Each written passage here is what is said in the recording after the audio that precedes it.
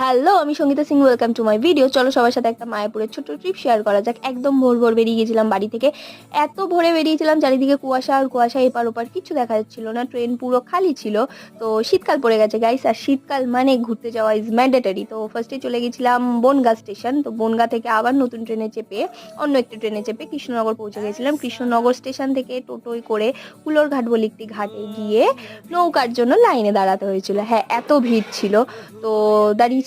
তো এই হচ্ছে আমার পার্টনার, যে আমার সাথে ঘুরতে গেছিল, আমার বান্ধবী। তো নৌকায় চেপে এপার থেকে ওপার গেলাম, আর ওপারে গিয়েই খানিকটা হেঁটেই পৌঁছে গেলাম ইসকন টেম্পল। তো ফার্স্টেই আমরা চলে গেছিলাম গোশালায়, পিওর দুধের ক্ষীর খেলাম। আজ এত ভিড় ছিল কি বলবো, আমার পার্টনার তো একেবারে ফার্স্ট্রেটেড হয়ে গেছিল, আর এদেরকে আদর করবো না এটা হতে পারে না। তো সব জায়গায় ক্যামেরা অ্যালাউ ছিল না বলে সমস্ত ক্লিপ নিতে পারিনি। তো খুব এনজয় করেছি আজকে। চলো বাড়ি ফেরা যাক। Thank you for watching.